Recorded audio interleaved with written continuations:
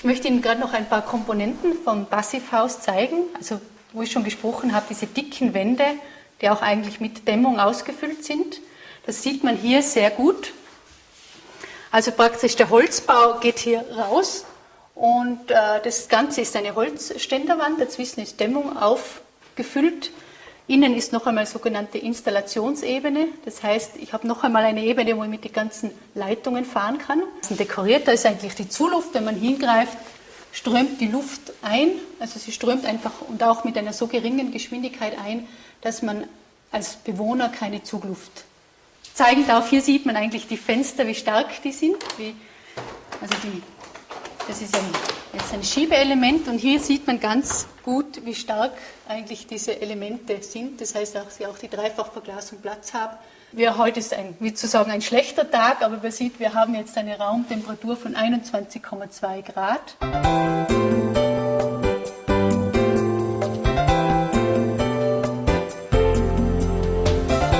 집 주인인 브리키테 핑크 씨는 건축가입니다. 이 집도 4년 전 그가 직접 설계하고 지었다고 합니다.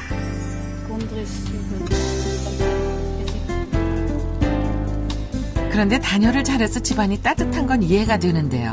바깥에 찬 공기가 통풍기를 통해 집 안으로 들어올 텐데 그때는 어떡할까요? Sehen wir hier das Lüftungsgerät. Und das ist eigentlich das Herzstück des Passivhaus.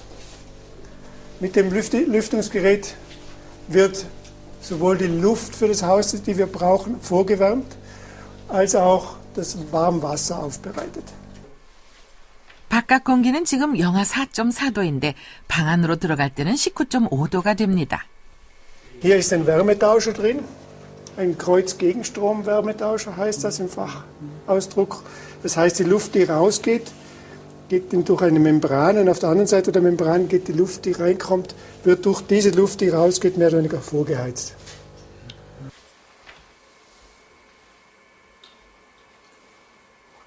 Zu der Technik vom Passivhaus, das ist das ganze zentrale Element, mehr ist es nicht.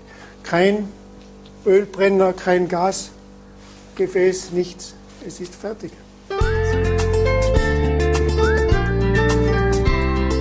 이렇게 패시브 하우스의 모든 조건을 갖추는 데는 일반 건축 비용보다 10% 정도 돈이 더 들었답니다. 하지만 7년 정도만 지나면 오히려 이득이라네요. 그런데 이런 집을 먼저 제안한 건 건축가인 부인이 아니라 남편이라고 합니다. Eben aus diesem Buch Faktor 4 von Ulrich von Weizsäcker. Und ich habe nicht geglaubt, dass in Europa in dieser Richtung bereits Bestrebungen sind. Und das war in diesem Passivhaus-Seminar dann eigentlich für mich der Weg, beziehungsweise hat man mir da gesagt und von da an hat es den Weg gegeben. Ich weiß, oder die Welt weiß, dass das Erdöl knapp wird und dass Brennstoffe knapp werden und insofern habe ich gedacht, es muss doch möglich sein, so ein Haus zu bauen. 환경을 생각한다고 해서 전기도 난방도 없는 옛날로 돌아갈 수는 없지 않겠습니까? 이 부부처럼 집을 바꾸는 것만으로도 에너지를 아끼고 온실가스도 줄일 수 있으니 이거야말로 일석이조 아니겠습니까?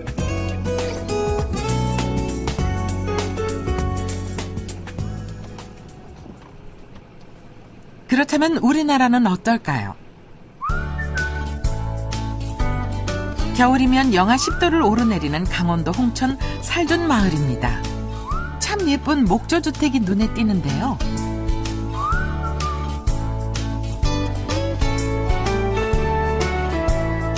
이 집은 우리나라에서 일반인이 지은 최초의 패시브 하우스입니다. 이 집에는 부부와 아들까지 모두 3식구가 살고 있는데요. 집주인 이대철 씨는 전문가의 손을 거치지 않고 설계부터 시공까지 전부 독학으로 해냈다고 합니다. 이 집의 설계는 한 4, 5년 전부터 이제 쭉 생각하고 자료를 모으고 독일에서 발전한 그 패시브 솔라하우스의 그 모태로 해서 어떻게 하면 한국에 적용하고 나한테 맞게 적용하나. 그래서 이제 땅을 찾기 시작했고 유황 지을 바에야 제일 추운 데 가서 짓자. 이게 47평이나 대략 한 1억 원쯤 들었다고 생각하는데 평당 250만 원이면은 지금 현재 우리나라에서는 250만 원이면 싸게 진 집이라고 생각합니다. 이 집주인의 에너지 절감 첫 번째 노하우는 자연 채광을 위해서 지붕에 작은 창을 달았다는 겁니다. 단열을 위해서 창문 위에 덧문을 따로 달아서 밤에는 덧문을 닫아둔다고 합니다.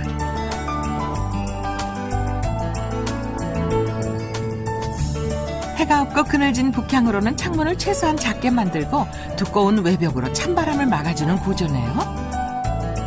이 집에는 보일러 시설이 없습니다. 난방을 위한 설비라고 하면 하루에 1시간 정도 떼는 벽난로가 전부죠. 지금 바깥 온도를 보면 영하 4.1도네요.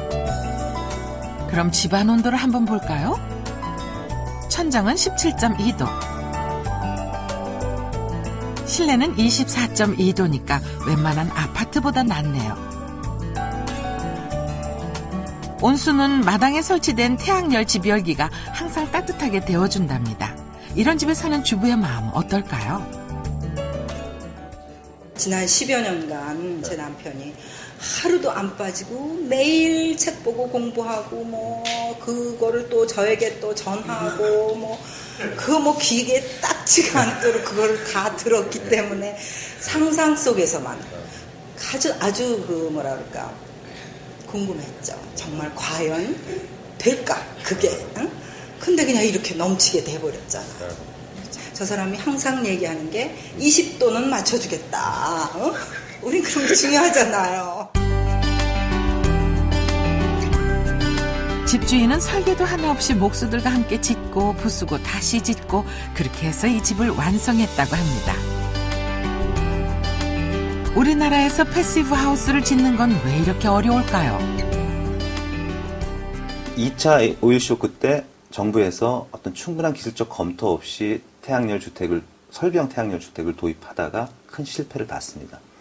그것이 지금 아직까지 거의 30년 동안 일반적인 국민들 머릿속에는 태양열 시스템은 좀 곤란하다, 잘 안 된다 우리나라에서는 하는 개념을 가지고 있는 거죠.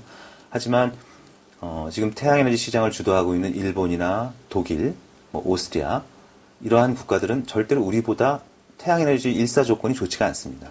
그럼에도 불구하고 그 시장 제대로 다 형성돼 있고 주택도 잘 돌아가고 있다는 거죠. 아무리 유럽이라지만 주택은 몰라도 아파트에는 패시브 하우스가 좀 힘들지 않을까요? 오스트리아 인스브루크에서는 지금 352세대가 들어가는 아파트에 이미 패시브 하우스를 적용하고 있는데요. 더 놀라운 건 저소득층 서민들이 주인이라는 겁니다. Der Grund wurde nicht gekauft, ein Baurecht auf 80 Jahre, da zahlen wir 80 Jahre sozusagen Gelder an den Grundeigentümer. Wir bauen hier das größte Passivhaus in Europa mit 8 kW. 아파트와 같은 공동주택에는 패시브 하우스가 또 어떻게 적용되는 것일까요? 일반 주택과 별로 다를 게 없습니다. 밖으로 난 창문은 모두 3중 유리로 되어 있고 두꺼운 외벽 그리고 강제 환기와 열 교환까지 모두 그대로 적용되고 있었습니다. In einem Passivhaus ist es wesentlich, dass die gesamte Gebäudehülle umdämmt ist, um möglichst wenig Energie zu verlieren. Und es handelt sich bei Passivhäusern um Dämmstärken von, ich sage mal, mindestens 20 Zentimetern bis, das geht auf dem Dach bis zu 50 Zentimeter Dämmstoff. 아무래도 집 한 채를 짓는 게 아니니까 시간도 비용도 만만치가 않습니다. 그래도 일단 지어지고 나면 에너지 사용량이 일반 주택에 비해 10분의 1 정도로 뚝 떨어지니까 세대 전부를 다 합치면 어마어마하겠죠.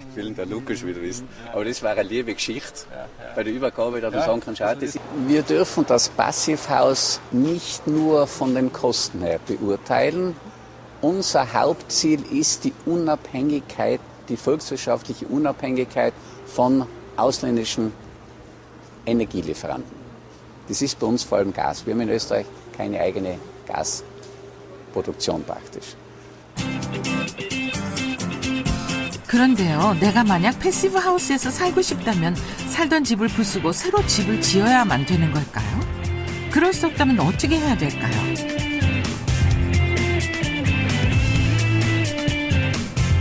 이곳 하노버시는 독일에서도 2차 대전의 후유증을 가장 심하게 앓은 도시 중 하나입니다.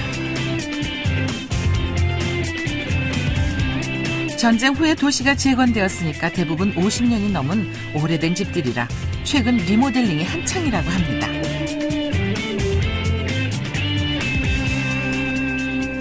(50년) 동안 이 동네에서 살았다는 한 분을 만났는데 옛날 얘기 좀 들어볼까요? Ein Beistellherd, wie man so sagte, mit Feuer zu beheizen. Und im Wohnzimmer gab es einen Ofen. Sonst war nichts an Beheizung da. Ich erinnere mich da an einen Winter, minus 18 Grad. Da waren also die Scheiben zugefroren. 하노버시는 현재 350여 채의 주택이 패시브 하우스로 리모델링 되었다고 합니다. 그런데 이 재건축 비용의 일부를 EU에서 지원을 했다고 하네요. 무조건 다 지원을 해주는 건 아니고 아주 중요한 조건이 있습니다. Und dann haben wir alle Wohnungsbaugesellschaften angerufen, haben sie jetzt Gebäude, die zur Sanierung anstehen, nehmen dann mit denen Kontakt auf, erklären ihnen, welche Fördermittel es gibt. Wir lassen uns nachher durch eine Qualitätssicherung nachweisen, dass die von uns geforderten Energiestandards wirklich eingehalten worden sind, beziehungsweise die erneuerbare Energie genutzt worden, die sie angeboten sind, und dann bekommen sie die Fördergelder. EU는 지난 2005년부터 유럽에서 패시브 하우스로 리모델링하는 주택에 대해 지역 단위로 비용을 지원하고 있습니다. 에너지 절약에 EU가 먼저 팔을 걷어붙이고 나선 거죠.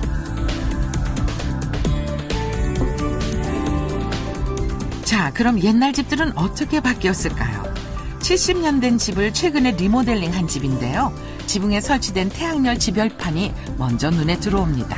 Das heißt, sobald die Sonne scheint, speist die Solaranlage unseren Speicher unten und daraus wird die Heizung gespeist und das warme Wasser zum Duschen. Die Nebenkosten konnten erheblich reduziert werden, weil wir eben nur noch ein Drittel der Heizkosten tatsächlich haben.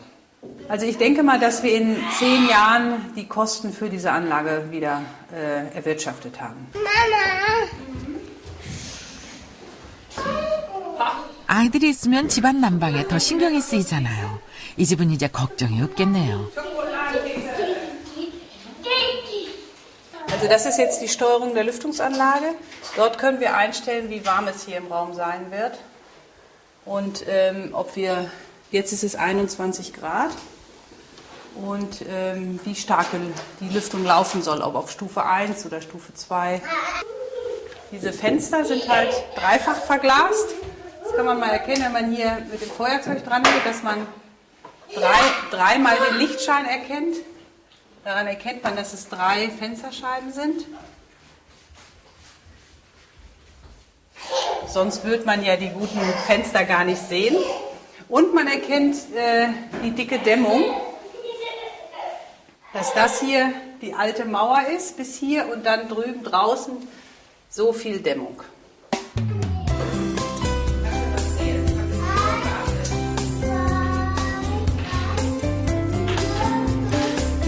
옛날 집이 이렇게 새 집으로 바뀌는데 6개월이 걸렸습니다.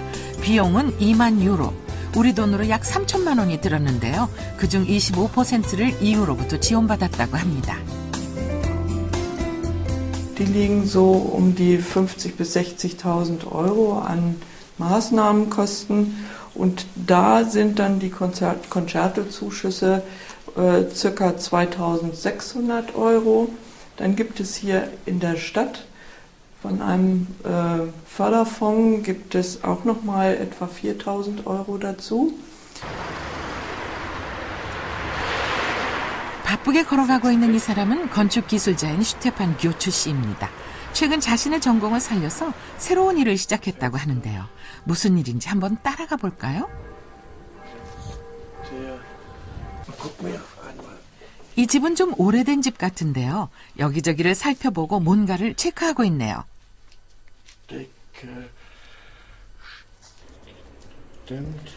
슈테판 교추 씨는 지금 이 집의 에너지 효율이 어느 정도인지 점검하고 있는 중입니다. 지금 이 집 주인이 집을 팔려고 내놨는데 독일에서는 집을 매매하기 전에 반드시 필요한 게 있습니다. 교추 씨와 같은 에너지 상담사가 이 집의 에너지 효율을 기록해 놓은 에너지 증명서가 바로 그것입니다.